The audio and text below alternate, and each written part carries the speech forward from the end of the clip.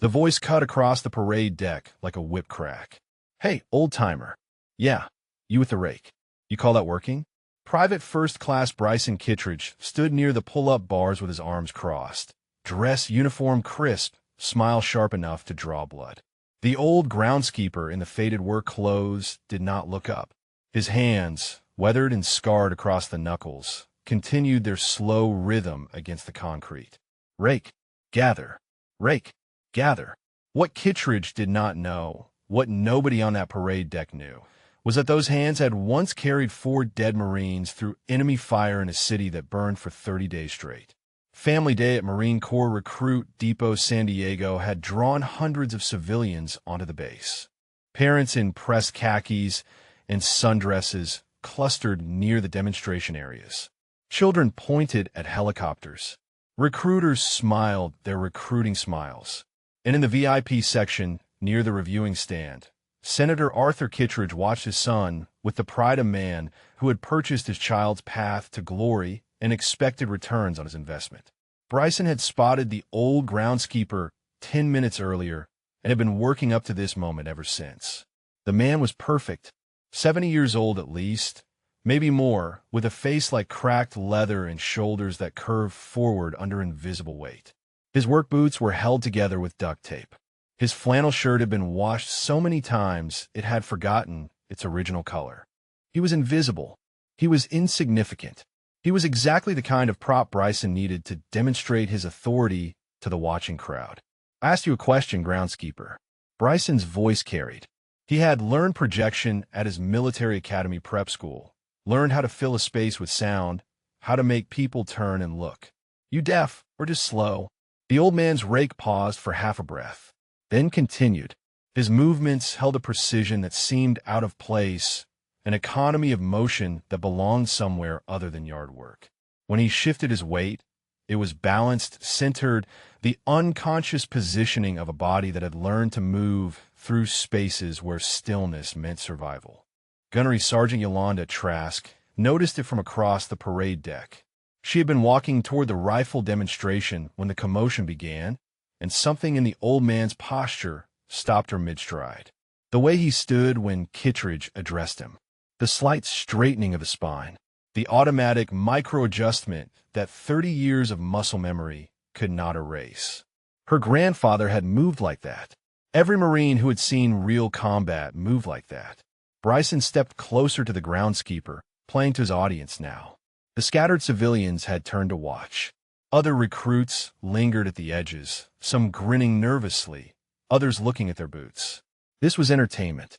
This was a show. You know what I think? Bryson circled the old man slowly. "I think you probably washed out of basic 50 years ago, and you've been hanging around here ever since, pretending you belong. I think you never earned the right to stand on this deck."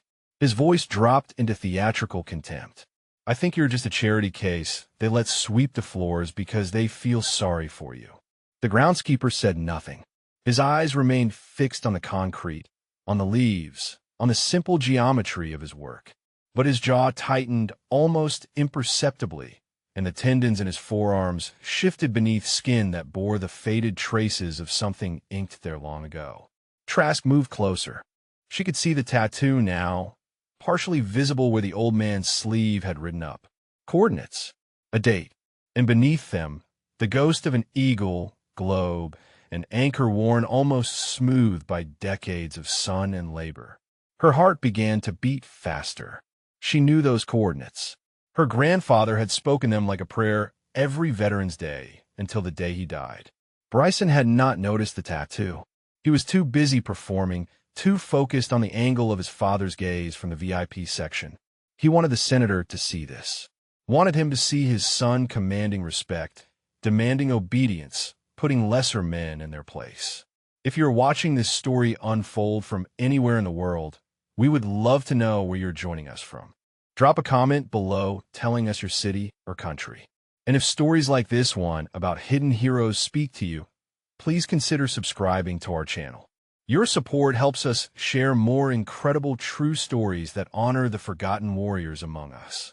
Now let us continue. Tell you what, old-timer. Bryson's smile widened into something cruel. Since you obviously need a reminder of what real Marines look like, why do you not show us some push-ups? He laughed and looked around for approval from the watching crowd. Come on, drop and give me 20. Let's see what you've got left in that broken-down body. The groundskeeper's hands stilled on the rake. For a long moment, he did not move. The parade deck seemed to hold its breath. Civilians exchanged uncomfortable glances.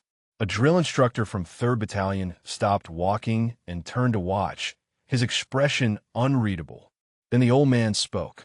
His voice was quiet, hoarse from disuse, barely above a whisper. But it carried. Yes, sir.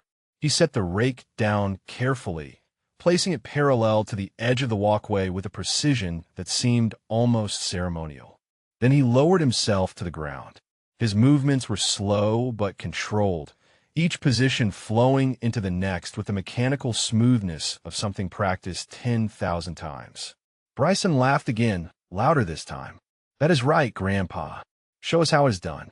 But Trask was not laughing. She had pulled out her phone and was scrolling through photographs her grandfather had left her, photographs from 1968, photographs from a city called Hugh where Marines had fought house to house for a month while the world burned around them. Her hands were shaking, because in one of those photographs, a young sergeant stood over the bodies of fallen brothers, his face streaked with blood and ash, his forearm bearing a fresh tattoo of coordinates and names. And that sergeant's eyes, even 53 years younger, were the same eyes she had just seen look up from a rake on the parade deck of MCRD San Diego. The old groundskeeper began his push-ups. Perfect form. Parade ground perfect. The kind of form that took decades to build and a lifetime to forget. His arms moved like pistons. His breathing was controlled, measured, the respiration of a body that remembered how to endure. Bryson's smile flickered. This was not what he had expected. The old man was supposed to struggle, was supposed to collapse, was supposed to provide the punchline to the joke. Instead, he just kept going. And across the parade deck, Gunnery Sergeant Yolanda Trask began walking toward the pull-up bars with her phone pressed to her ear and a name on her lips that she had heard in her grandfather's stories since she was a little girl.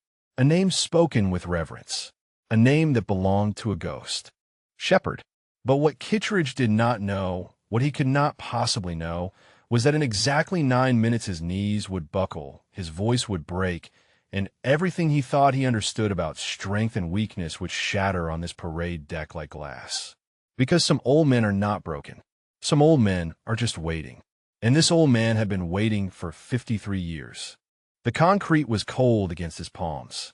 53 years dissolve in the space between one push-up and the next. And suddenly Clement Ashworth was not on a parade deck in San Diego. He was in Hugh City. He was 22 years old, and the world was burning. February 14th, 1968. The Tet Offensive had turned Vietnam inside out, and Hugh had become a slaughterhouse. North Vietnamese Army regulars had seized the ancient city in a surprise assault, and now Marines were fighting room to room, house to house, dying by inches to take back ground that would be measured in bodies rather than yards. Sergeant Clement Ashworth led a foreman reconnaissance team through streets that smelled of cordite and death, hunting for a company of Marines trapped somewhere near the Citadel. Preacher was on point. Corporal Leland Okonkwo moved through the rubble like smoke, his rifle an extension of his body, his eyes reading the shadows the way other men read books. They called him Preacher because he carried his mother's Bible in his cargo pocket and read from it every night before sleep, his voice soft and sure in the darkness while mortars fell like rain. He was 20 years old, and he was the best boy man Clem had ever seen. Behind Preacher came Lance Corporal Miguel Batista, 23, from a little town in New Mexico where his family had ranched for 6 generations. He never talked about home, but he kept a photograph of red mesas at sunset folded in his helmet band. Private First Class David Whitfield carried the radio, 19 years old, fresh from Ohio, still writing letters to his high school sweetheart that he would never get to send. And at the rear, Private First Class Ken Yamamoto watched their backs with the quiet intensity of a young man who had something to prove and the skill to prove it. 4 men, 4 brothers, moving through hell together. Clem's hands pressed against the parade deck concrete, and his muscles burned with the memory of carrying weight through those burning streets. 37 push-ups now. 38. The rhythm was automatic, encoded in his bones, but his mind was 53 years away. They had found the trap company just before dawn. 63 Marines pinned down in a bombed-out pagoda, taking fire from 3 directions, their lieutenant dead, and their sergeant bleeding out from shrapnel wounds. Clem's team was supposed to locate them and radio coordinates for extraction. That was all. Find them and call in. But the NVA had other plans. The ambush came from a building they had cleared twice. Whitfield went down first, 3 rounds through his chest before he could key the radio. Clem can still hear the sound he made, that wet surprise gasp that meant a man was dying faster than his brain could process it. Yamamoto returned fire instantly, his rifle barking in controlled bursts while Batista dragged Whitfield into cover that would not save him. And then the grenade came. It landed 2 feet from Clem's position, spinning on the rubble like a child's toy. Tom did what Tom does in moments like that. It stretched. It bent. It gave Clem exactly enough clarity to understand that he was about to die. Preacher moved faster than thought. He did not hesitate, did not calculate. He simply threw his body over the grenade the way a man might throw a blanket over a fire. And when it detonated, he absorbed the blast with his flesh and his bones and his 20 years of unlived life. 45 push-ups. 46. The parade deck was silent around him, but Clem could not hear it. He could only hear Preacher's voice, wet and broken, speaking words that would echo through 53 years of nightmares. Not your fault. Preacher's hand had found Clem's face in the chaos, leaving bloody fingerprints on his cheek. Never your fault, Shep. His eyes were already going distant, focusing on something beyond the burning city, beyond the war, beyond everything. Tell my mama I went home singing. Clem had held him while he died. 90 seconds. That was how long it took for the bravest man he ever knew to bleed out in his arms. 90 seconds of whispered prayers and fading breath and a hand that gripped his collar like a drowning man grips a rope. And when it was over, when Preacher's fingers finally relaxed, Clem had closed his eyes and made a promise. I will carry you home, brother. All of you. I swear it. The battle lasted another 6 hours. Yamamoto fell covering their retreat, taking rounds meant for Clem as he dragged Batista toward friendly lines.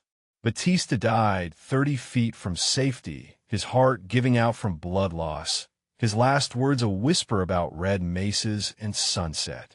Clem carried him the final distance anyway. Carried him even though he was gone, because he had promised. And then he went back. 58 push-ups. 59. The young recruit was saying something above him, voice sharp with confusion, but the words were just noise.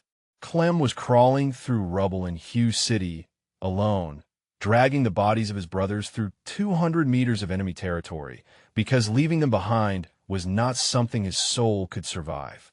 He brought them all out. Preacher, Whitfield, Yamamoto, every single one. He carried them through fire and smoke and the screaming of men dying in the dark. He took 7 pieces of shrapnel and 2 bullet grazes, and he did not stop until all 4 of his brothers were loaded onto a helicopter that would take them home. The medics found him collapsed beside the bird, his hands still locked around Preacher's dog tags, his body finally surrendering to wounds he had refused to feel. They told him later that he had been speaking the whole time, reciting names, reciting coordinates, reciting a promise he would carry for the rest of his life. 67 push-ups. 68. Clem's hand moved to his back pocket between reps, touching the worn leather of Preacher's Bible through the fabric of his work pants. He had carried it for 53 years, had read from it every night in shelters and barracks and the small apartment he rented near the base. The pages were soft as cloth now, filled with Preacher's handwriting in the margins. Prayers, thoughts, a letter to his unborn nephew that he never got to meet. He had found Preacher's mother 8 months after Hugh City, stood on her porch in Baltimore with the Bible in his shaking hands, unable to speak, tears cutting tracks through the dust on his face. She had looked at him for a long moment, this broken young sergeant who had carried her son home. And then she had pulled him inside, fed him, held him while he wept, and pressed the Bible back into his hands. "He would want you to have it," she had said. "You were his brother. You carry him now." 74 push-ups. 75. The parade deck was coming back into focus. The California sun. The confused murmur of civilians. The sharp voice of the young recruit who had demanded this display and was now getting something he had not bargained for. Clem could feel Preacher beside him, the way he always could when the memories came flooding back. Could hear that soft voice reading scripture in the darkness. Could feel that hand on his shoulder, steady and sure. "Still here, brother," Clem whispered between breaths, so quiet that no one could hear. "Still carrying you. Still trying." 80 push-ups. 81. And across the parade deck, Gunnery Sergeant Trask had stopped walking. Her phone was pressed to her ear, and her eyes were locked on the old groundskeeper's form. The perfect form. The military precision that no amount of years could erase. She was calling Colonel Whitmore's office, and the words she spoke would change everything. "Sir, I think we have a situation at the parade deck. There is a man here. A groundskeeper." She paused, watching Clem's arms pump with mechanical rhythm. "Sir, I think he might be the shepherd. I think he might be the shepherd of Hugh City." 90 push-ups, and the old man showed no signs of stopping. Private First Class Bryson Kittredge had stopped laughing. The crowd that had gathered around the pull-up bars had grown to nearly 40 people, civilians and Marines alike, and the energy had shifted into something uncomfortable. This was not entertainment anymore. This was something else entirely. "What was the matter, old-timer?" Bryson's voice had lost some of its theatrical edge. His father was watching from the VIP section with an expression that had moved from amusement to confusion. "You trying to prove something?" "I said 20. You can stop now." The groundskeeper did not stop. His arms moved with the same mechanical precision they had shown from the first rep. No variation in form, no tremor in his shoulders. Sweat darkened the back of his faded flannel shirt, but his breathing remained controlled, measured, the respiration of a man who had learned to endure things that would break lesser men. Bryson stepped closer, circling the prone figure like a shark that had sensed something wrong with its prey. The script in his head was falling apart. The old man was supposed to struggle, was supposed to gasp and collapse, and provide the humiliation that would make Bryson look powerful in front of his father. Instead, the groundskeeper had become something unexpected, something unsettling. "Fine." Bryson's jaw tightened. "You want to play games? Let's play games." He planted his boot on Clem's back and pressed down. The crowd went silent. A woman near the edge of the gathering put her hand over her mouth. One of the drill instructors from 3rd Battalion took a step forward and then stopped, his eyes narrowing. The groundskeeper did not falter. His push-ups continued at the same steady rhythm, now lifting not just his own weight, but the added pressure of a 19-year-old Marine bearing down on his spine. His form remained perfect. His breathing remained controlled, and something in the air began to change. Gunnery Sergeant Trask had ended her phone call and was pushing through the crowd now. Her face was pale, and her hands were trembling at her sides. She had spent the last 3 minutes listening to Colonel Whitmore's voice go from impatient to incredulous to something that sounded almost like reverence. The colonel was on his way. He had ordered her to keep the situation contained until he arrived. But containing this situation was becoming impossible. A retired master sergeant named Harold Vickers had wandered over from the family picnic area with his teenage grandson.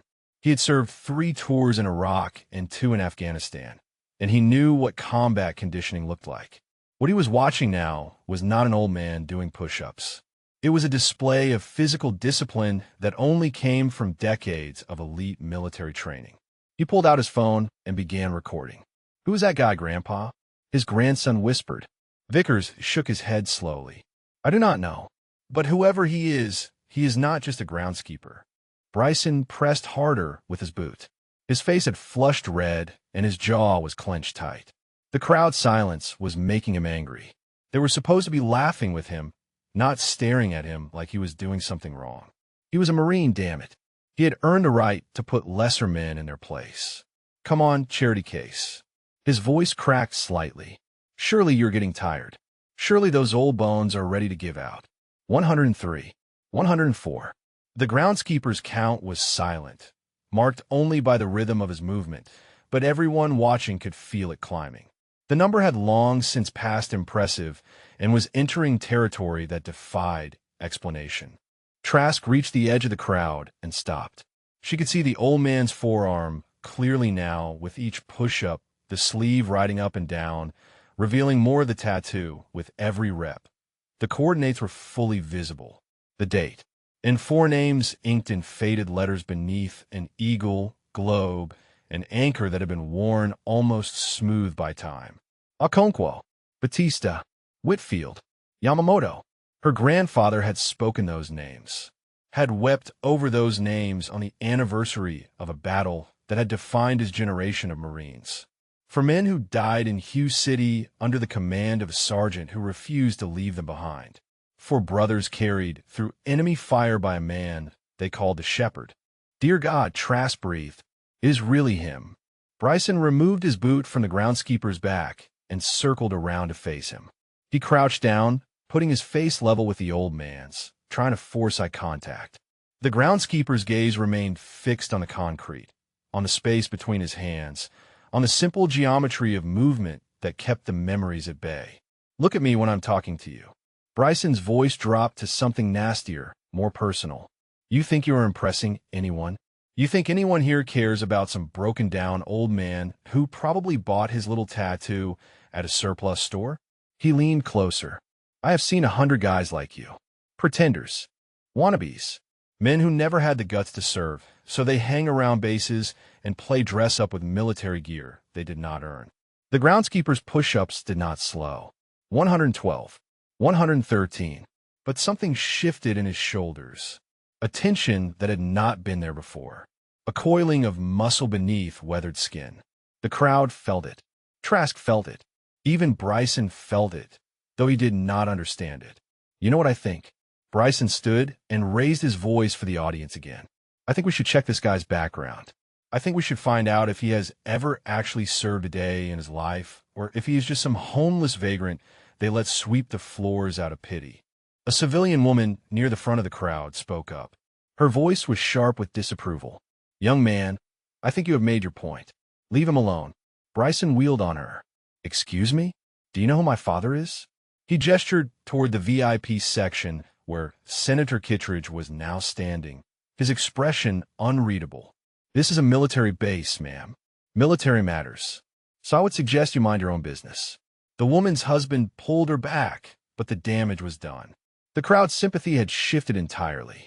Whatever entertainment value this confrontation might have held had curdled into something ugly. Bryson Kittredge was no longer a confident young Marine asserting authority. He was a bully punching down an old man who would not fight back. And still the groundskeeper continued. 119. 120.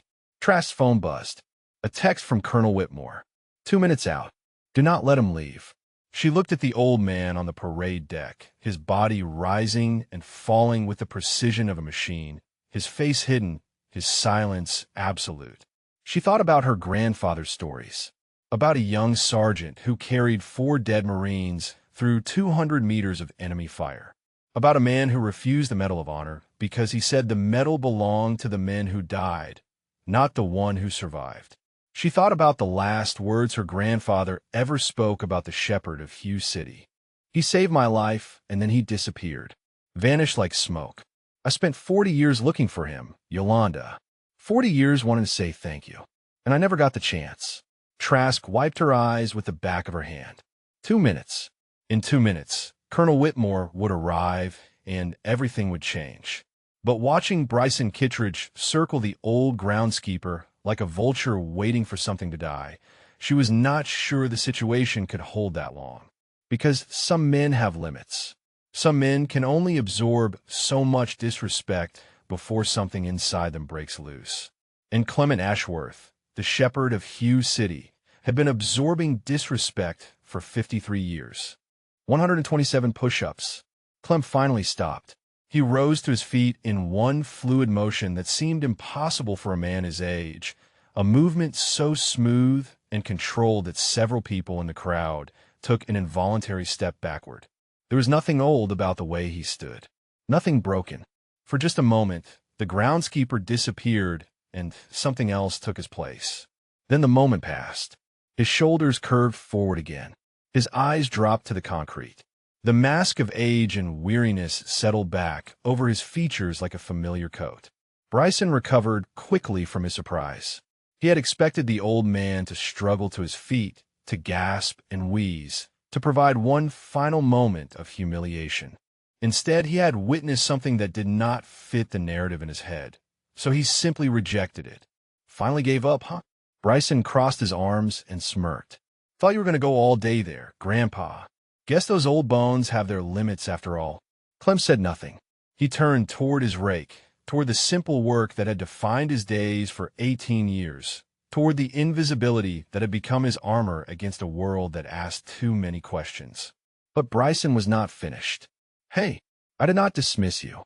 The young recruit stepped into Clem's path, blocking his access to the rake. We're not done here. You made me look bad in front of all these people with your little stunt. So now you're going to stand here until I say you can go. The crowd had grown larger. Word was spreading across the parade deck that something was happening near the pull-up bars, and Marines and civilians alike were drifting over to witness the confrontation. Among them was a young female lieutenant named Catherine Reyes, who had noticed the commotion while escorting her parents through the base. She did not know the old groundskeeper, had never paid attention to him in her 3 years stationed at MCRD San Diego. But something about the way he held himself made her push through the crowd with a cup of water in her hand. Here, she offered the cup to Clem with a gentle smile. You look like you could use this. Clem's eyes lifted to meet hers. For just a moment, something flickered in those weathered depths. Gratitude. Surprise. The faint echo of a man who had forgotten what kindness felt like. Thank you, ma'am. His voice was hoarse, rough from years of disuse.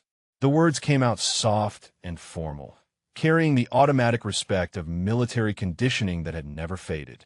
He reached for the cup. Bryson's hand shot out and snatched it away. Water splashed across the concrete as he threw the cup aside with theatrical disgust. Nobody asked you to interfere, Lieutenant. His voice dripped with contempt that bordered on insubordination.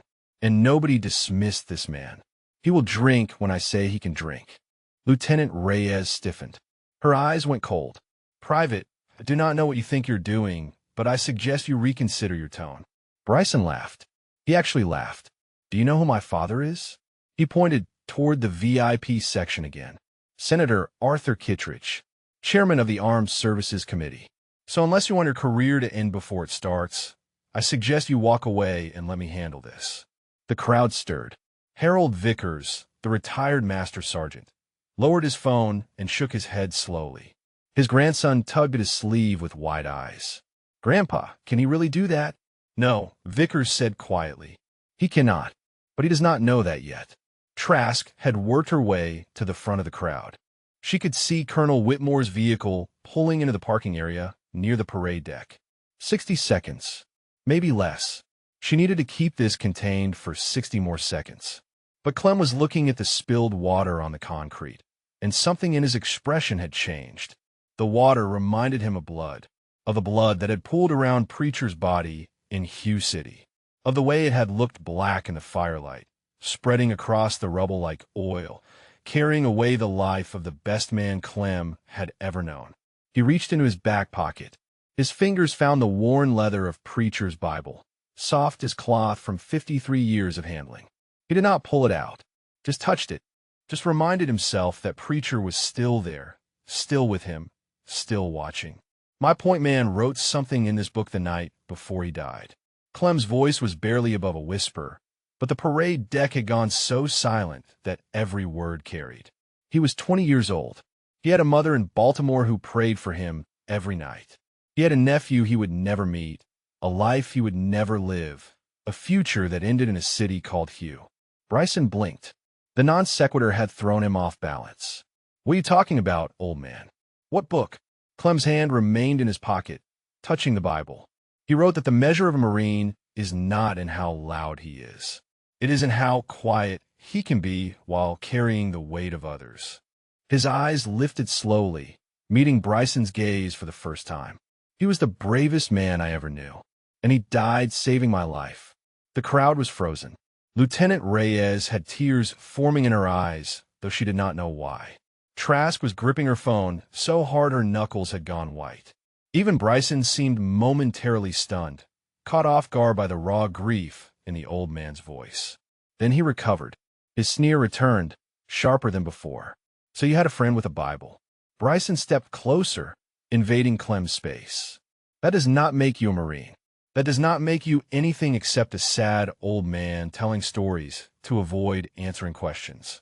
His voice rose for the crowd. How do we know any of this is true? How do we know you did not just make it up to get sympathy? Clem said nothing. His hand remained on the Bible. His eyes remained on Bryson's face, seeing something beyond the arrogant young recruit, seeing perhaps a reflection of every man who had ever dismissed him, doubted him, looked past him as though he were invisible. You want proof? Bryson laughed again. Fine. Show us. Show us something that proves you're not just some charity case playing pretend. Behind them, a car door slammed. Colonel Bernard Whitmore was walking across the parade deck with the stride of a man who had just received news that changed everything he thought he knew about his own base. Clem heard the footsteps approaching, felt the shift in the crowd's attention, knew that in a few moments his anonymity would shatter and the questions would begin. He could leave. He could lower his eyes and shuffle away and let the colonel handle whatever came next. He could preserve the invisibility that had protected him for 53 years. But Preacher's Bible was warm against his fingers. And somewhere in the gathering crowd, young Marines were watching. Young men and women who needed to learn something important about strength and service and the weight of sacrifice. Clem pulled the Bible from his pocket, held it up where everyone could see. The leather was cracked and faded, the pages yellow with age, the binding held together with tape and faith. This belonged to Corporal Leland Okonkwo. He spoke clearly now, his hoarse voice carrying across the silent parade deck. Call sign Preacher. 1st Force Reconnaissance Company. He died on February 14, 1968, in Hue City, Republic of Vietnam. He threw himself on a grenade to save my life. Clem's voice cracked, but held, and I have carried his words with me every day since. Bryson opened his mouth to respond. Colonel Whitmore's voice cut across the parade deck like a blade. Private Kittredge, step away from that man. Now. Colonel Bernard Whitmore stood at the edge of the crowd with his dress uniform immaculate and his face the color of ash. He had spent 30 years in the Marine Corps and another 15 as base commander at MCRD San Diego. He had written 3 academic papers on the Battle of Hue City. He had studied every after-action report, every commendation, every legend that emerged from those 30 days of urban hell. And he knew the name Clement Ashworthaway, a priest, knows the names of saints. Bryson Kittredge snapped to attention, his arrogance evaporating in the presence of the base commander. Sir, I was just conducting an informal physical training exercise with one of the civilian personnel. No harm intended, sir. Whitmore did not look at him. His eyes were fixed on Clem, on the worn Bible in his weathered hands, on the faded tattoo visible beneath his rolled-up sleeve. He was cataloging details, comparing them against photographs he had studied for decades, against descriptions in classified reports that most Marines would never see. Gunnery Sergeant Trask. Whitmore's voice was carefully controlled. Clear these civilians back. I want a 20-foot perimeter around this area. Trask moved immediately, her voice carrying parade ground authority as she began directing the crowd backward. People moved reluctantly, craning their necks, sensing that they were about to miss something significant. Harold Vickers, the retired master sergeant, lowered his phone but did not stop recording. His grandson tugged at his sleeve with questions he could not answer.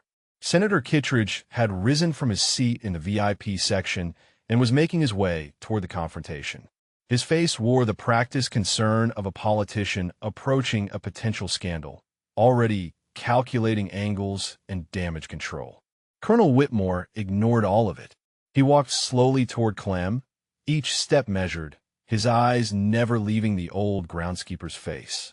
When he was 3 feet away, he stopped, Clement Ashworth.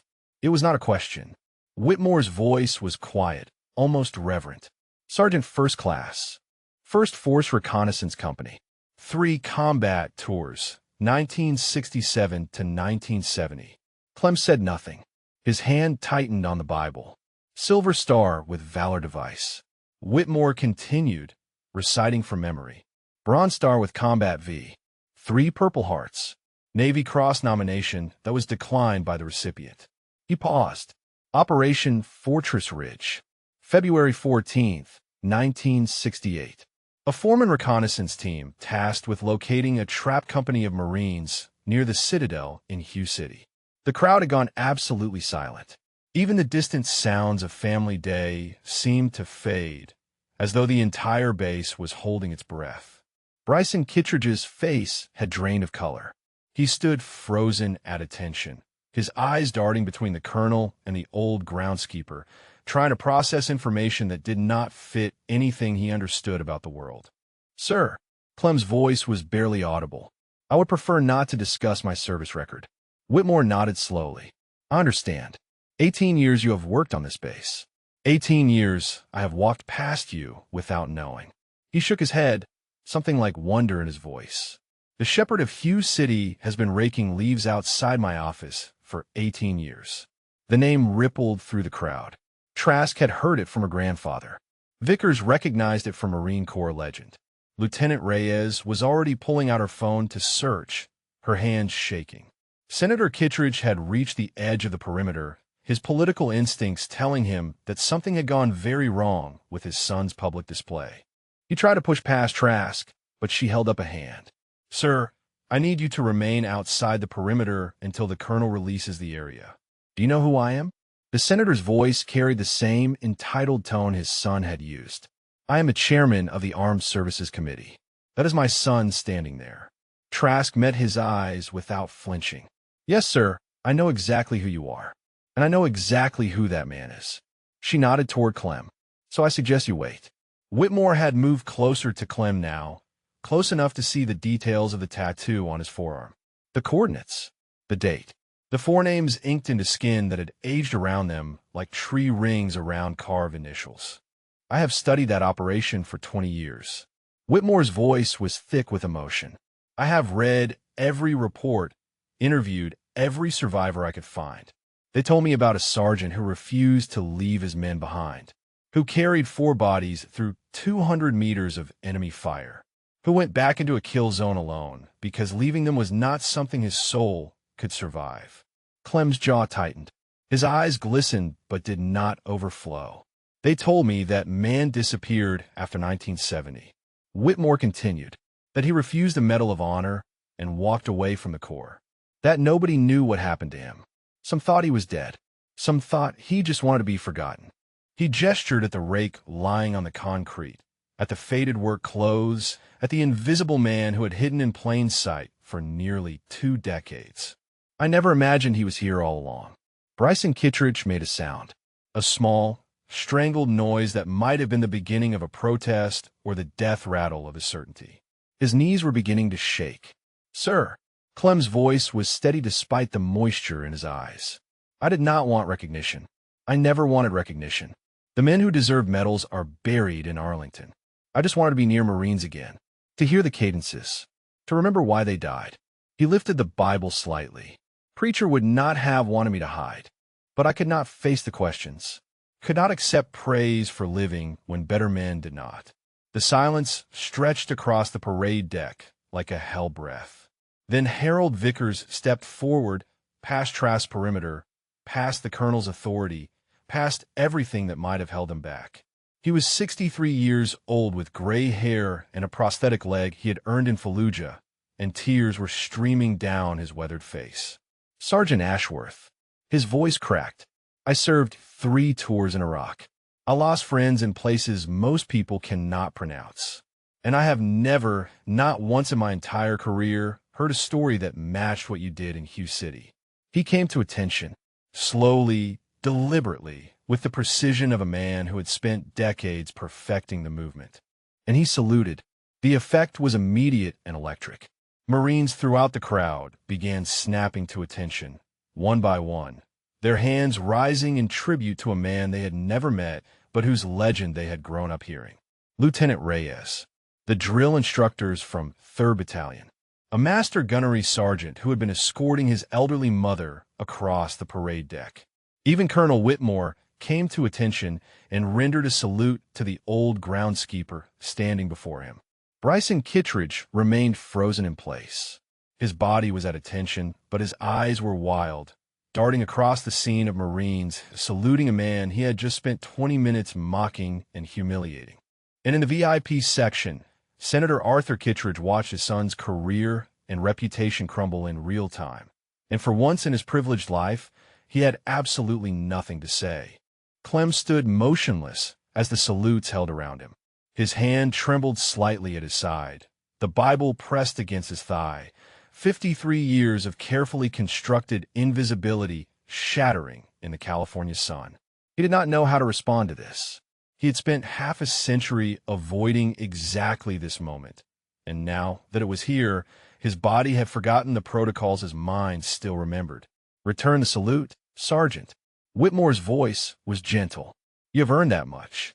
Clem's arm rose slowly, mechanically, finding the position through muscle memory alone. His hand touched his brow and held there while Marines across the parade deck maintained their tribute. When he finally lowered it, his face was wet with tears he could not explain and did not try to hide. The salutes dropped. The crowd remained frozen in that strange, suspended moment that follows revelation, when everyone present knows that something fundamental has shifted, but no one quite knows what comes next. Trask stepped forward. Her own eyes were red-rimmed, her composure cracked by the collision of childhood stories and present reality. "Sir, may I speak?" Whitmore nodded. "My grandfather was PFC Deshawn Trask, 1st Battalion, 5th Marines. He was part of the company pinned down near the Citadel in February 1968. Her voice wavered but held. "He told me stories about that day his entire life. About a foreman recon team that found them when everyone else thought they were lost. About a sergeant who led the extraction under fire and then went back alone for his fallen men." She turned to face Clem directly. He said the sergeant carried him 300 meters to a helicopter with a shattered femur. Said he never got to thank him properly because the sergeant disappeared into the chaos and never came back. Clem remembered. The young PFC with a broken leg, screaming in pain, but still trying to fire his rifle at advancing NVA. The desperate carry through streets that ran with blood. The moment when he had loaded the kid onto the bird and turned back toward the kill zone where his brother still lay.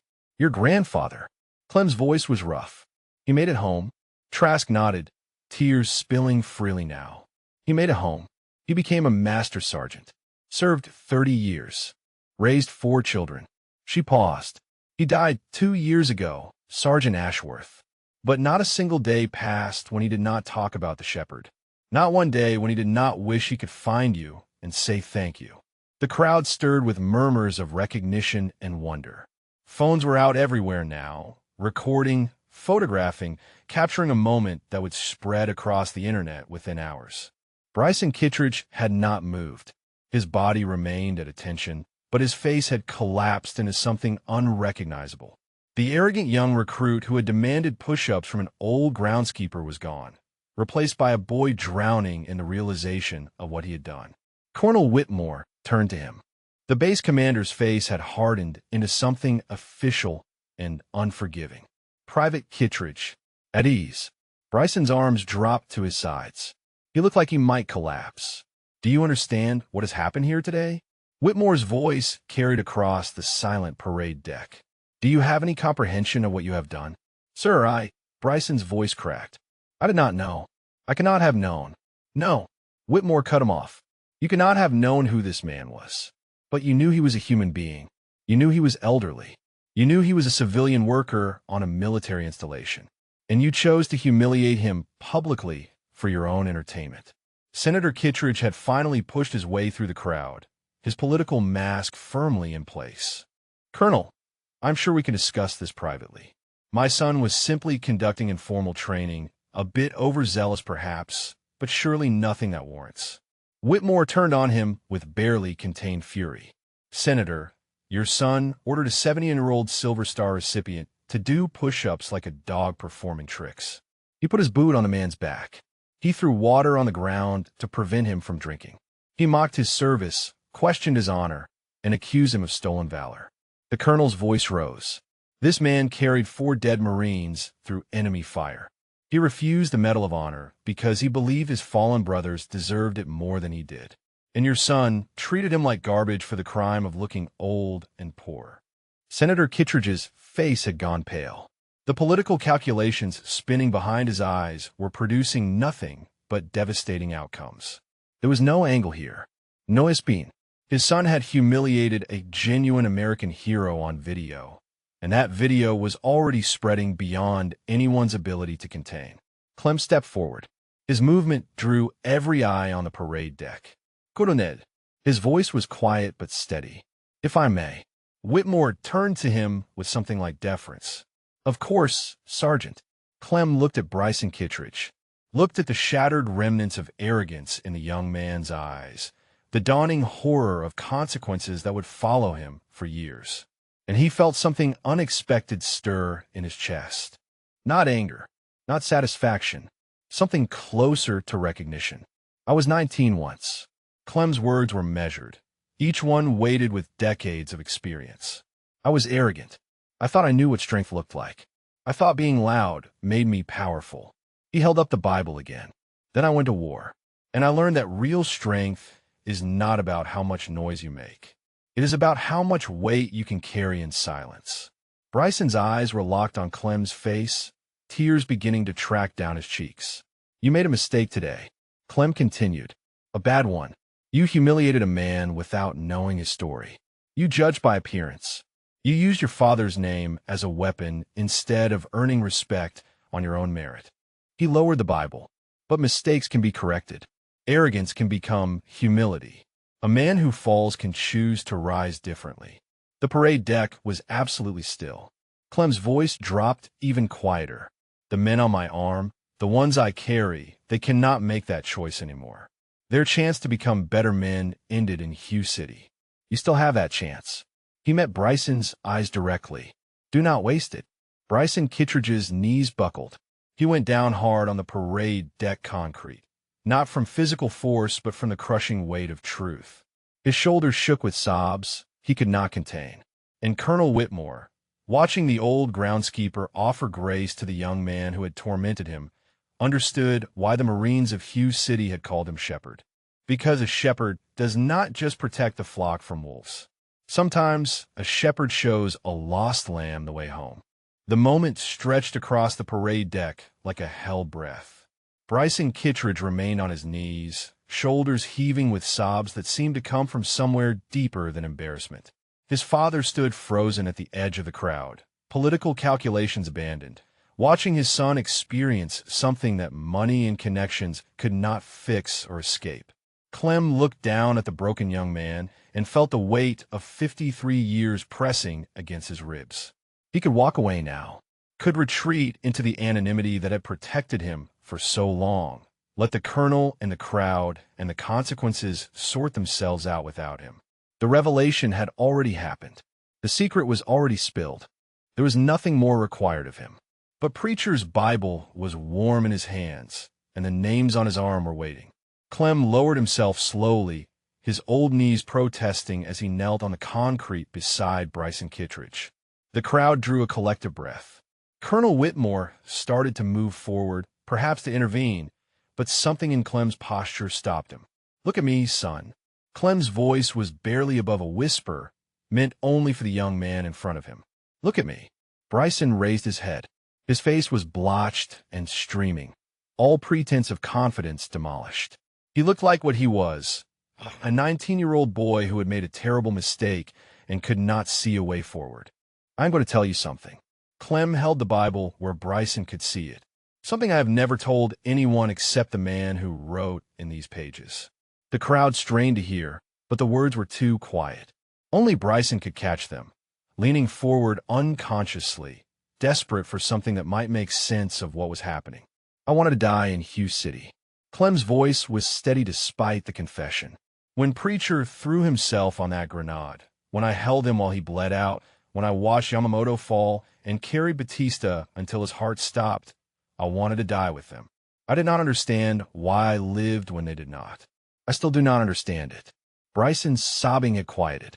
His eyes were fixed on Clem's face with the desperate attention of a man clinging to a lifeline. For 53 years, I have carried that weight. Clem touched the names on his forearm. I ran from recognition because I believed I did not deserve it. I hit on this base because being near Marines was the only way I could feel close to the brothers I lost. I convinced myself that invisibility was the same as peace. He shook his head slowly. It was not. It was just another way of dying. Just slower. The parade deck remained frozen, Marines and civilians alike straining to witness something they could not quite hear. You wanted to prove yourself today. Clem continued. You wanted your father to see you as strong. You wanted to matter. And you went about it the wrong way. Hurt someone who did not deserve it. And now you think your life is over. Bryson's chin trembled. He tried to speak, but no words came. Your life is not over. Clem's voice gained strength. It is beginning. Right here, right now, in this moment when everything you thought you knew has been stripped away. This is when you get to choose who you actually want to be. He held up the Bible. Preacher used to say that a man is not defined by his worst moment. He is defined by what he does after that moment, by whether he lets it break him or lets it build him. Clem placed a weathered hand on Bryson's shoulder. The young man flinched at the contact, then stilled. I could hate you for what you did today. The old sergeant's eyes were clear and unwavering. I could demand punishment, consequences, the destruction of your career before it begins. And some would say I would be justified. Bryson's face contorted with fresh guilt. But hate is heavy, Clem said quietly. I have carried enough weight for one lifetime. I am not going to add yours to it. He squeezed Bryson's shoulder once, then released it. Stand up, Private. Marines do not kneel, not even when they are wrong, especially when they are wrong. Bryson Kittredge rose to his feet on shaking legs. His uniform was dusty from the concrete, his face a ruin of tears and snot and shattered pride. He looked nothing like the arrogant young recruit who had demanded push-ups from an old groundskeeper an hour earlier. He looked like someone who might become something better. Colonel Whitmore stepped forward, his official bearing tempered by what he had just witnessed. Sergeant Ashworth. His voice carried respect that went beyond rank. What would you have me do here? Clem considered the question. The crowd was watching, phones recording, Marines waiting for judgment. Senator Kittredge stood apart from his son for the first time, his political instincts finally overridden by something more human. The private made mistakes today that warrant consequences. Clem said carefully, disrespect to a civilian. Conduct unbecoming. The Marine Corps has protocols for addressing such things. He paused, looking at Bryson. But I would ask that those consequences focus on growth rather than destruction. Extra duty, community service, perhaps assignment to a program that serves veterans in need. He met Whitmore's eyes. Let him learn what service actually means by serving those who have already given everything. Whitmore nodded slowly. That could be arranged. And Colonel, Clem's voice dropped. I would ask that my service record remain unofficial. I did not want recognition 53 years ago, and I do not want it now. The men who deserve medals are buried in Arlington. I just wanted to be near Marines. Whitmore's expression shifted through several emotions before settling on something like sorrow. Sergeant, with respect, I cannot unring this bell. The videos are already spreading. By tomorrow, every veteran organization in the country will know your name and your story. Clem closed his eyes briefly. The anonymity he had treasured was gone. The questions would come now, the interviews, the recognition he had spent half a century avoiding. Then I will carry that too. He opened his eyes and looked at the Bible in his hands. I have carried heavier things. Trask approached, her composure somewhat restored though her eyes still glistened. Sergeant Ashworth, my grandfather left something for you. Letters he wrote, but never sent because he could never find you. I have them in my quarters. I would be honored to give them to you when you are ready. Clem felt something shift in his chest. A weight he had not known he was carrying began to ease. For 53 years, he had believed that his survival was a burden, that living when his brothers died was a debt he could never repay. But Trask's grandfather had lived too, had raised children, had served 30 years, had died surrounded by family. Because Clem carried him out. I would like that, Gunnery Sergeant. His voice cracked slightly. I would like that very much. The crowd began to stir as the immediate crisis passed. Marines relaxed from their positions. Civilians murmured to each other, processing what they had witnessed. Senator Kittredge finally approached his son, but for once he said nothing, simply standing beside him in silence. And Clement Ashworth, the shepherd of Hughes City, looked out across the parade deck where young Marines trained and families gathered and lives continued in the shadow of sacrifice. He was no longer invisible.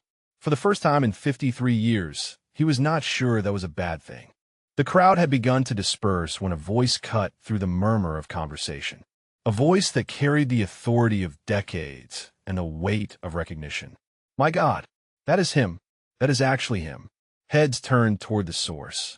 A man in his late 70s was pushing through the remaining civilians, his gait unsteady but determined, his eyes fixed on Clem with an intensity that bordered on desperation. He wore a veteran's cap adorned with pins and patches, and his weathered face bore the unmistakable marks of a life shaped by war. Colonel Whitmore moved to intercept him. Sir, I need you to stay back. This area is...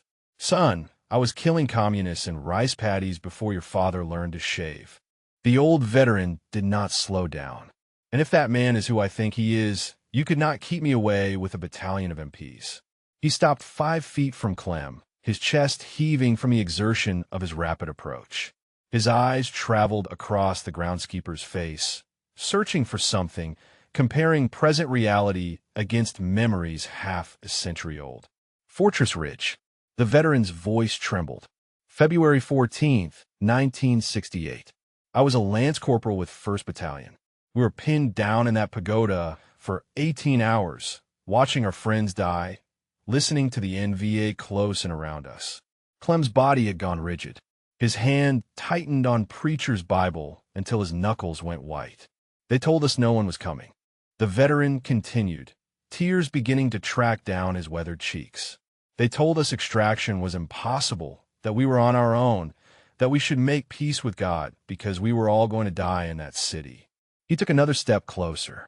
And then you came. 4 men against an army. You found us when everyone else had written us off. You led us out through streets that were running with blood. His voice broke completely. You saved 63 Marines that day, Sergeant. 63 men who went home to their families because you refused to leave us behind. The parade deck had gone silent again.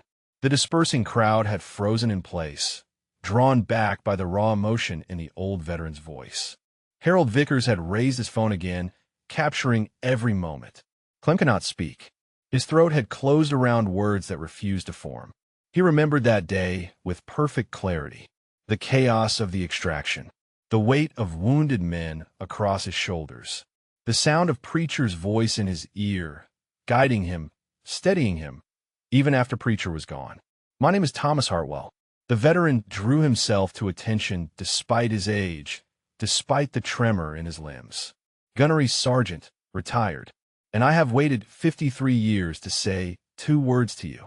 He raised his hand in a salute that shook with emotion but held steady through sheer force of will. Thank you. The words hung in the air like a benediction. Around the parade deck, Marines who had relaxed from their positions came back to attention. The salute spread through the crowd like a wave. Every service member present rendering tribute to the old groundskeeper who had carried so much for so long. Clem's hand rose automatically, returning the salute, but his eyes were locked on Thomas Hartwell. On the face of a man he had pulled from the rubble of a burning pagoda 53 years ago. On living proof that his brothers had not died in vain. I remember you. Clem's voice came out as barely a whisper. You had a photograph. A girl in a yellow dress. You kept asking me to make sure it got home if you did not. Hartwell's composure shattered. He closed the distance between them and pulled Clem into an embrace that was part gratitude, part grief, part the desperate need to touch something real after decades of wondering. "I married that girl." Hartwell sobbed against Clem's shoulder.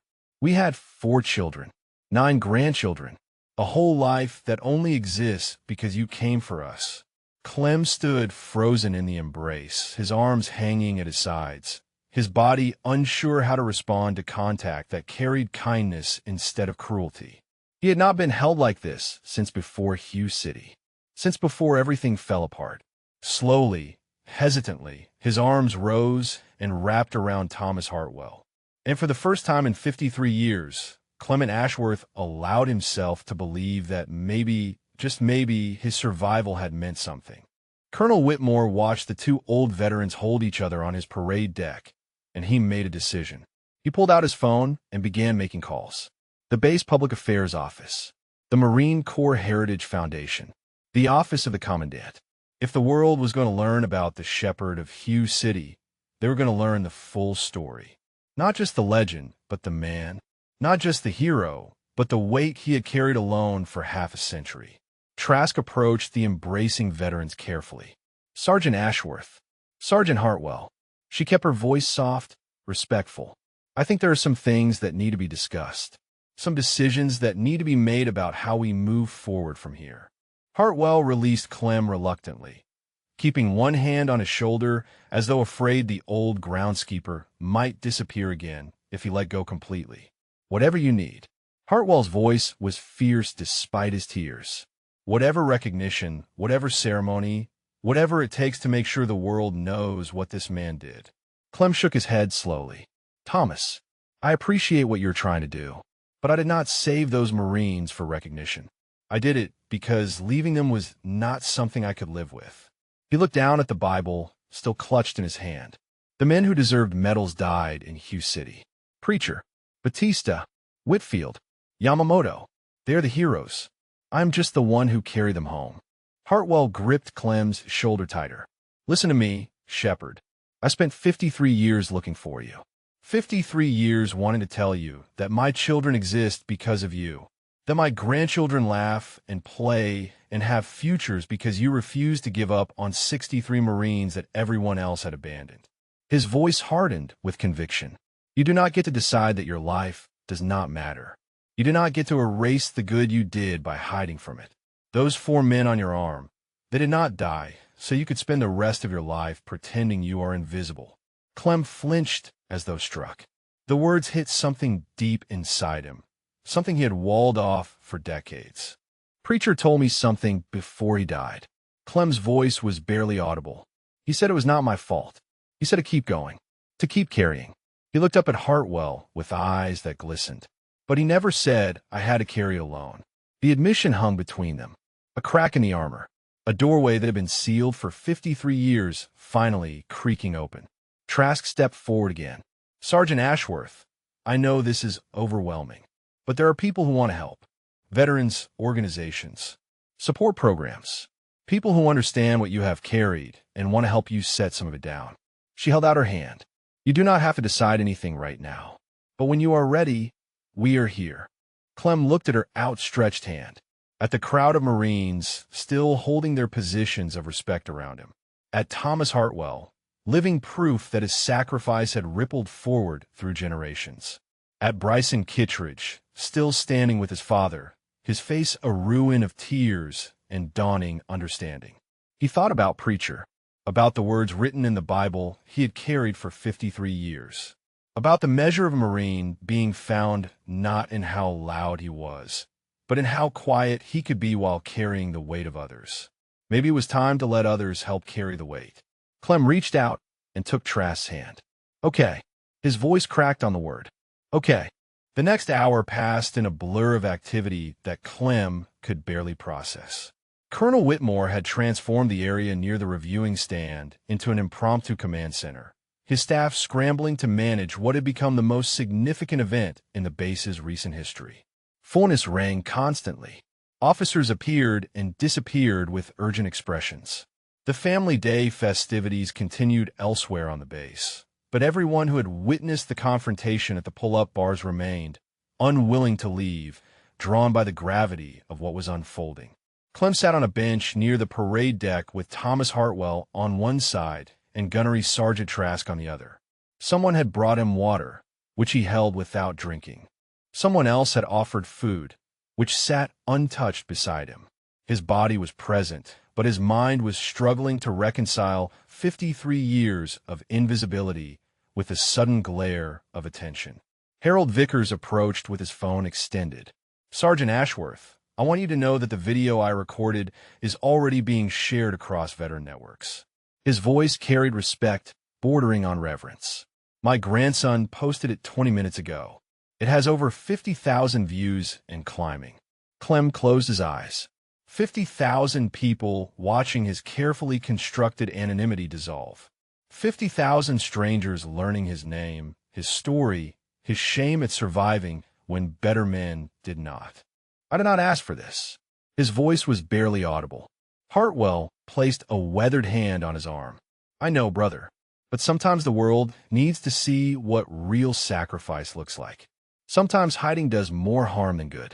Before Clem could respond, Colonel Whitmore approached with a tablet in his hands. His expression had shifted from official concern to something more complex, a mixture of awe and sorrow and barely contained emotion. "Sergeant Ashworth, I have been in contact with Marine Corps headquarters." Whitmore's voice was carefully controlled. "They're pulling your service record from the archives. The full record, including the classified portions." Clem's jaw tightened. "Those files were sealed for a reason." "Yes, they were," Whitmore agreed. "But the reason was to protect operational security during an active conflict. That conflict ended decades ago. The classification protocols have long since expired." He paused. "What those files contain should have been made public years ago. You should have been recognized years ago." He turned the tablet toward Clem. "I want to read something to you. With your permission, I would like to read it to everyone present."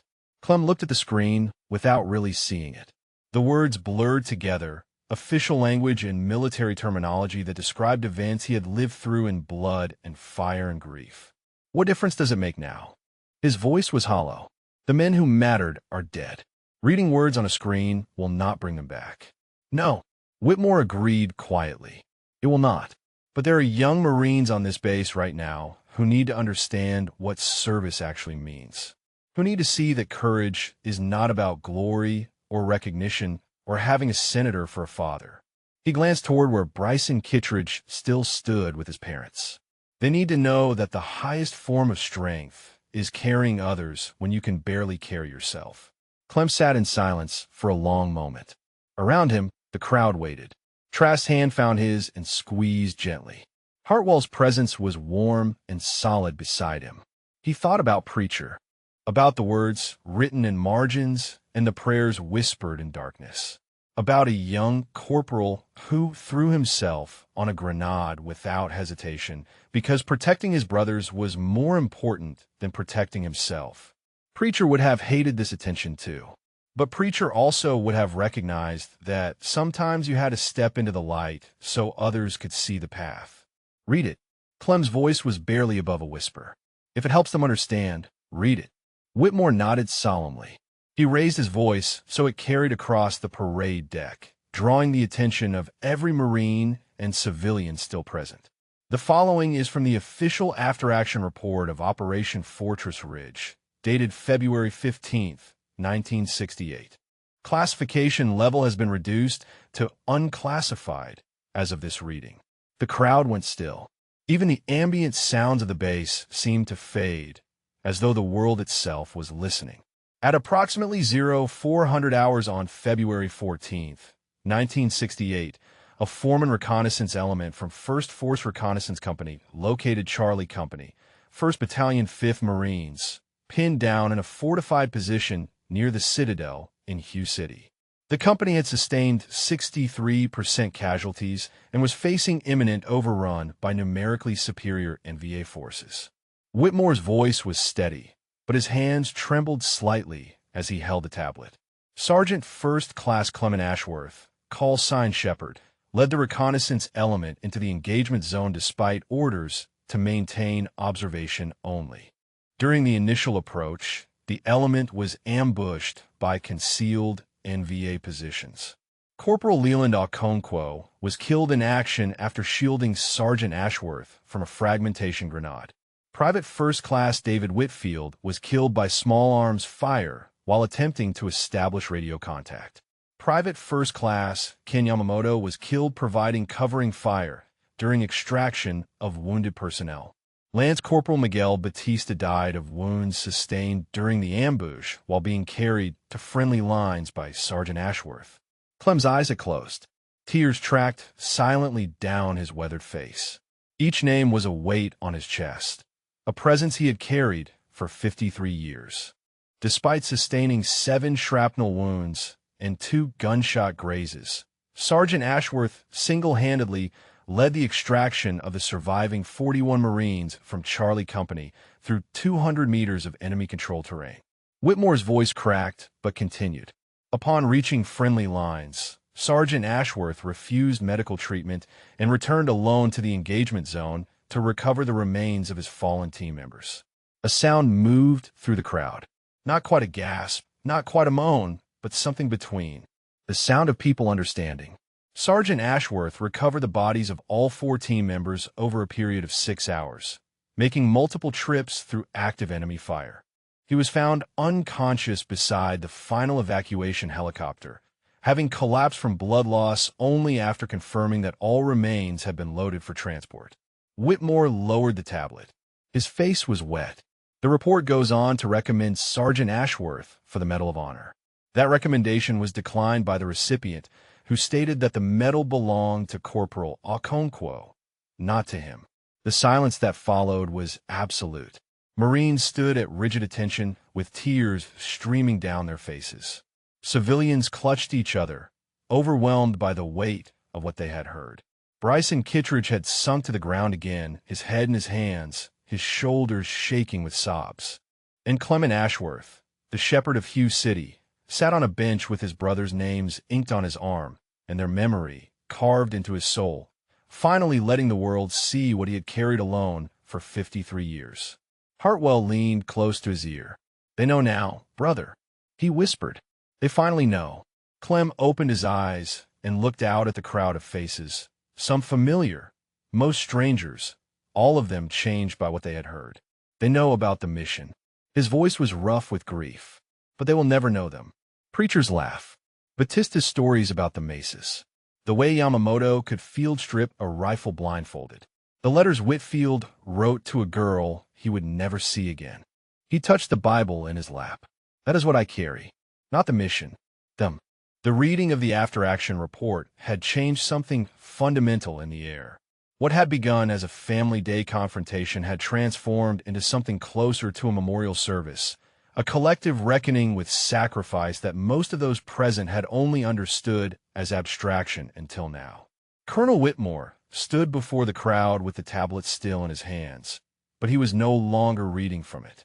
His eyes were fixed on Clem with an expression that mixed professional respect with personal grief.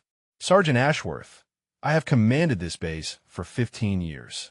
I have overseen the training of thousands of Marines. I have read countless reports of valor and sacrifice." His voice carried across the silent parade deck. "But I have never stood in the presence of a living legend. Until today."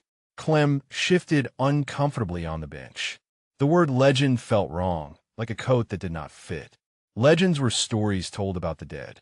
He was still here, still breathing, still carrying the weight of men who should have grown old alongside him. "Sir, with respect." Clem's voice was rough. "I'm not a legend. I'm just a man who could not leave his brothers behind." Whitmore nodded slowly. "And that, Sergeant, is precisely what makes you legendary." He turned to address the crowd, his command voice returning. "What you have witnessed today is not entertainment. It is not a viral moment for social media. It is a reminder of what service actually costs." He paused, letting the words settle. "Every veteran you pass on the street, every elderly man or woman in worn clothes and tired eyes carries a story. Some of those stories would break your heart. Some would bring you to your knees." His gaze swept across the assembled faces. "We failed Sergeant Ashworth. The Marine Corps failed him. We let him disappear. We let him hide. We let a Silver Star recipient rake leaves outside our offices for 18 years because we were too busy to see what was right in front of us. The words hung in the air, an indictment that included everyone present. That failure ends today. Whitmore pulled out his phone and made a brief call. Within minutes, a formation began to assemble. Every Marine on the base who could be spared from essential duties was being summoned to the parade deck. Drill instructors, administrative staff, training officers, support personnel. They came in groups and clusters, words spreading through the installation like fire through dry brush. Trask leaned close to Clem. "Sergeant, the colonel is calling a formal formation. You do not have to participate if you are not ready." Clem watched the Marines assembling, their movements crisp and purposeful. Young faces filled with curiosity and confusion, not yet understanding why they had been summoned. Older faces marked by recognition, veterans of other wars who understood what was happening even if they did not know the specifics. "I spent 53 years hiding from this." Clem's voice was quiet but steady. "Maybe it is time to stop hiding." He rose from the bench. His old bones protested, his wounds from Hughes City aching as they always did when the weather changed, or his body remembered trauma it could not forget. But he stood straight, shoulders back, chin lifted. The shepherd emerged from beneath the groundskeeper. Hartwell rose beside him, taking position at his left shoulder like a brother in arms. Trask fell in at his right. Together, they walked toward the reviewing stand where Colonel Whitmore waited. The formation was nearly complete now. Over 300 Marines stood in precise ranks across the parade deck, their attention focused on the old man in faded work clothes who moved through their midst like a ghost becoming solid. Bryson Kittredge stood at the edge of the formation, not part of it, not separate from it. His father had tried to pull him away, to retreat to the VIP section, to begin the process of damage control. But Bryson had refused. "I need to see this," he had told his father, his voice stripped of arrogance. "I need to understand what I did." Senator Kittredge, for once in his political life, had not argued. Colonel Whitmore called the formation to attention as Clem approached the reviewing stand. 300 Marines snapped into rigid alignment, their movements synchronized by years of training. "Sergeant First Class Clement Ashworth." Whitmore's voice carried across the parade deck. "Call sign Shepherd. 1st Force Reconnaissance Company, United States Marine Corps." Clem stopped before the reviewing stand. His hand rose in a salute that muscle memory had preserved across 5 decades of disuse. "On behalf of the Commandant of the Marine Corps, on behalf of every Marine who has served since the founding of this institution, and on behalf of the 63 men whose lives you saved in Hughes City, I offer you the recognition that should have been given 53 years ago." Whitmore returned the salute with parade ground precision. "We see you, Sergeant. We honor you. And we thank you." He dropped his salute and turned to the formation. Present arms. 300 hands rose as one. The sound of the movement rippled across the parade deck like thunder, a wave of respect made physical. Clem stood frozen in the focus of all those salutes. His vision blurred. His chest heaved with emotions he had suppressed for half a century. Somewhere in the crowd, he heard someone weeping. Somewhere else, he heard whispered prayers. He thought about Preacher, about the 4 names on his arm, about the weights he had carried alone through endless years of silence and shadow. They should be here. His voice cracked. They should be standing here, not me. Hartwell's voice came from behind him, fierce and certain. "They are here, brother. They are standing with you right now. Can you not feel them?" Clem closed his eyes, and in the darkness behind his lids, he could almost see them. Preacher with his Bible and his gentle smile. Batista with photographs of red maces. Whitfield clutching letters he would never send. Yamamoto, young and fierce and ready to prove himself. His brothers, his family, the men he had carried for 53 years. "Still here," Clem whispered. "Still carrying you. Always." The salutes held for a full minute. When Whitmore finally called "Order Arms," the formation remained at attention, unwilling to break the solemnity of the moment. And Clement Ashworth stood before them, no longer invisible, no longer hidden, finally allowing himself to be seen by the institution he had served and the brothers he had lost, and the future he had spent 53 years believing he did not deserve. The shepherd had come home. The formation had been dismissed, but no one had left. Marines clustered in groups across the parade deck, speaking in low voices, processing what they had witnessed. Civilians lingered at the edges, reluctant to return to the ordinary rhythms of family day after touching something extraordinary. The California sun was beginning its descent toward the Pacific, casting long shadows across the concrete where Clem had done his push-ups hours earlier. Colonel Whitmore had taken Clem aside to discuss logistics, housing, medical evaluation, the flood of interview requests that had already begun pouring in from news organizations across the country. Clem listened without really hearing, his mind still adjusting to the demolition of the walls he had built around himself. Bryson Kittredge stood apart from everyone, alone for the first time since the confrontation began. His father had retreated to make phone calls, already working angles, already calculating how to spin his son's behavior into something less damaging. His mother sat in the VIP section with her face buried in her hands, mascara streaking her cheeks. But Bryson was not thinking about spin or damage control. He was thinking about push-ups, 127 of them, executed with perfect form by a 71-year-old man he had mocked and humiliated. 127 repetitions performed while carrying the weight of 4 dead brothers and 53 years of silent grief. Bryson had done push-ups in training, had complained about them, had counted the seconds until they ended so he could rest. He had never once considered what it meant to do them while carrying the weight of loss. Trask approached him carefully, the way one might approach a wounded animal. Her expression was unreadable, professional neutrality masking whatever personal feelings she harbored toward the young man who had tormented a legend. Private Kittredge. Bryson snapped to attention reflexively, though his posture lacked the arrogant precision it had held that morning. Mom. The colonel has made his decision regarding your conduct today. Trask's voice was even, neither harsh nor gentle. You will face non-judicial punishment under Article 15 of the Uniform Code of Military Justice. Reduction in rank to private. Forfeiture of half your pay for 2 months. 45 days of extra duty. Bryson's jaw tightened, but he did not protest. Yes, ma'am. I understand, ma'am. Trask continued. Additionally, you will be assigned to the Base Veteran Outreach Program for the duration of your posting here. You will spend your free time working with homeless veterans, helping them access services, listening to their stories. Something flickered in Bryson's eyes. Not resistance.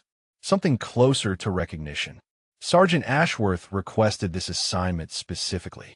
Trask added, he believes you have the capacity to learn from this experience rather than be destroyed by it. Bryson's composure cracked. His voice came out rough and broken. Why? After what I did to him, why would he ask for anything except my discharge? Trask was quiet for a moment. Because he understands something you do not. Not yet. She met his eyes directly. Shame can be a prison or a teacher. The difference is what you do with it. She turned and walked away, leaving Bryson alone with consequences he was only beginning to understand. Across the parade deck, Clem had extracted himself from Colonel Whitmore's logistical discussions. His body ached with exhaustion, the adrenaline of revelation giving way to the bone-deep weariness of a man who had carried too much for too long. But there was something he needed to do before he could rest. He found Trask near the pull-up bars, standing in the spot where everything had begun. She was holding a worn envelope, her fingers tracing the edges with unconscious tenderness. Gunnery Sergeant.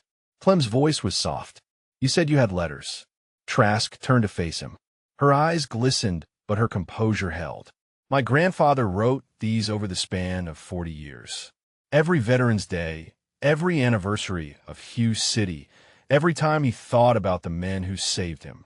She held out the envelope. He never knew where to send them. He never stopped hoping he would find you. Clem took the envelope with hands that trembled slightly.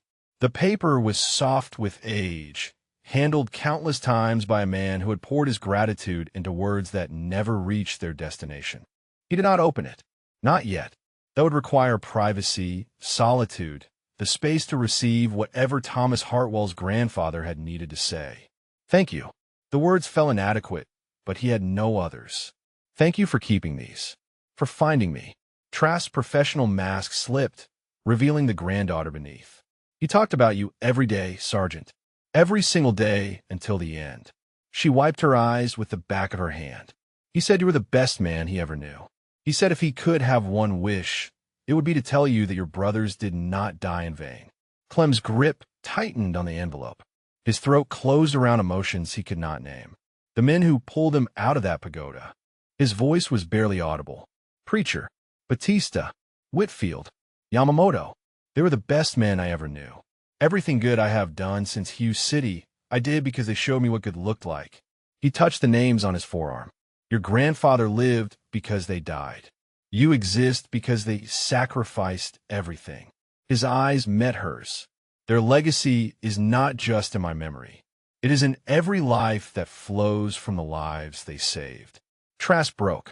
The professional composure she had maintained throughout the day finally shattered, and she wept openly on the parade deck where her grandfather's savior had been mocked and humiliated and ultimately revealed.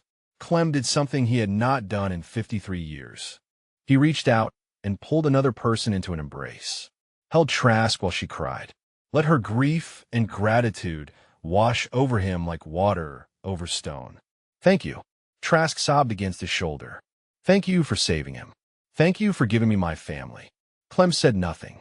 There were no words for moments like this. There was only presence, connection, the simple act of holding space for another person's pain. When Trask finally pulled back, her face was a ruin of tears, but her eyes held something new. Peace, perhaps, or the beginning of it. My grandfather is buried at Miramar National Cemetery. She wiped her face with shaking hands. Section 4, Row 7. I visit him every Sunday. She met Clem's eyes. I think he would like it if you came with me sometime. I think he has been waiting 53 years to introduce you to his family. Clem looked down at the envelope in his hands, at the letters written by a man who had spent 4 decades searching for someone to thank. I would like that. His voice cracked on the words. I would like that very much. The sun had nearly set now, painting the parade deck in shades of gold and amber. The crowds had finally begun to disperse. Family Day winding down into evening routines and quiet conversations. But for Clement Ashworth, for the shepherd who had finally been found, the day was not ending. It was beginning. 3 months later, the parade deck at MCRD, San Diego gleamed under a morning sun that carried the promise of summer. Rows of white chairs stretched across the concrete, filled with families clutching programs and cameras, their faces bright with anticipation. Flags snapped in the breeze from the Pacific. The Marine Corps band played ceremonial music that echoed off the surrounding buildings. It was graduation day. 237 recruits were about to become Marines. Clement Ashworth sat in a chair near the reviewing stand, a position of honor he had initially refused and eventually accepted. He no longer wore the faded work clothes of a groundskeeper. His dress blues had been retrieved from storage, altered to fit his older frame, pressed to parade ground perfection. The silver star gleamed on his chest alongside ribbons he had not worn in 53 years. He still carried Preacher's Bible in his pocket. Some things did not change. Colonel Whitmore had created an unofficial position for him. Ceremonial advisor, the paperwork called it, though everyone on base knew the real title. The shepherd. He attended every graduation now, sitting where the new Marines could see him, a living reminder of what service meant and what sacrifice cost. The graduating class had learned his story during training. Their drill instructors made sure of it. When they struggled through push-ups in the sand pits, when they wanted to quit, when the weight of transformation felt unbearable, they were told about an old man who had done 127 push-ups with a boot on his back and 53 years of grief in his heart. They were told about the shepherd who carried his brothers home. The ceremony began with the usual formality. Speeches from officers, recognition of distinguished graduates, the reading of the Marine Corps values that had guided the institution for nearly 250 years. Clem listened with half an ear, his attention focused on the young faces in formation. So many of them reminded him of Preacher, of Batista and Whitfield and Yamamoto, young and fierce and ready to prove themselves in ways they could not yet imagine. He hoped they would never have to carry what he had carried. He knew some of them would. The graduation concluded with the new Marines receiving their Eagle, Globe, and Anchor emblems. As each one crossed the stage, they executed a small turn of the head toward Clem's position. Recognition, respect, gratitude for the path he had walked so they could follow. Clem returned each acknowledgement with a slight nod. His throat was tight, but his eyes were clear. After the ceremony, as families flooded the parade deck to embrace their newly minted Marines, a young man in dress blues approached Clem's chair. His uniform was immaculate, his bearing crisp, but his eyes held something that had not been there 3 months ago. Depth, humility, the weight of lessons learned through service rather than privilege. Bryson Kittredge came to attention and saluted. Sergeant Ashworth. His voice was steady but soft. I wanted to thank you. Clem returned the salute and gestured for him to stand at ease. You have been busy, Private. Bryson nodded. The veteran outreach program had consumed his every free moment for 3 months. He had worked in shelters, visita a hospitals, listened to stories from men and women who had carried burdens he was only beginning to understand. The arrogant young recruit who had demanded push-ups from an old groundskeeper had been stripped away, layer by layer, until something more honest emerged. I met a man last week. Bryson's voice carried the roughness of emotion held in check. Vietnam veteran, homeless for 12 years. He told me about watching his friends die in a place called Khe Sanh. He paused. He cried when he talked about it. After 50 years, he still cried. Clem was quiet, letting the young man find his way to whatever he needed to say. I did not understand before. Bryson continued. I thought strength meant being loud, being dominant, making people respect you through fear. He shook his head slowly. I was wrong. Strength is carrying weight that would crush other people. Strength is getting up every day when part of you died decades ago. His eyes met Clem's directly. You taught me that, Sergeant. Not with words. With 127 push-ups and 53 years of silence. Clem felt something shift in his chest. The same shift he had felt when Trask gave him her grandfather's letters. When Hartwell embraced him on the parade deck. When 300 Marines saluted a man they had never known was among them. The weight was still there. It would always be there. But it was lighter now, distributed across shoulders that had volunteered to help carry it. You have a long way to go, Private. Clem's voice was gruff, but not unkind. But you are walking in the right direction. Bryson nodded. His father had wanted him to transfer to another base, to escape the shadow of what had happened on Family Day. Bryson had refused. He had earned this shame. He would earn his way out of it. Senator Kittredge had not understood. But Senator Kittredge had never carried anything heavier than political ambition. Sergeant, I have a request. Bryson straightened slightly. When my enlistment is complete, I want to work with veterans full-time. I want to help find the ones who are hiding like you were. The ones who think they do not deserve to be seen. Clem studied the young man's face for a long moment, searching for traces of the arrogance that had poisoned him 3 months ago, finding instead something that looked almost like Preacher's quiet determination. Talk to Gunnery Sergeant Trask, Clem said finally. She is building a network, people who find the hidden ones and help them come home. Bryson's face transformed with gratitude and purpose. Thank you, Sergeant. I will not let you down. He saluted again, then turned and walked toward where Trask stood with a group of new graduates. Clem watched him go, watched the parade deck slowly empty as families departed with their Marines, watched the shadows lengthen across concrete that had witnessed his humiliation and his revelation and his rebirth. Hartwell appeared at his side, moving slowly with the careful gait of a man whose body remembered too many wars. Ready to go, brother? They had plans. Sunday dinner at Trask's home, where 3 generations of a family owed their existence to 4 men who died in Hugh City. Then a visit to Miramar National Cemetery, where Trask's grandfather lay waiting for the friend who had finally come home. Almost. Clem rose from his chair and pulled the Bible from his pocket. One more thing. He walked to the edge of the parade deck, to the spot where he had done his push-ups 3 months ago. The concrete was clean now, unmarked by the drama that had unfolded there. Just another patch of ground on a base that had seen generations of Marines come and go. Clem opened the Bible to the page Preacher had marked the night before he died.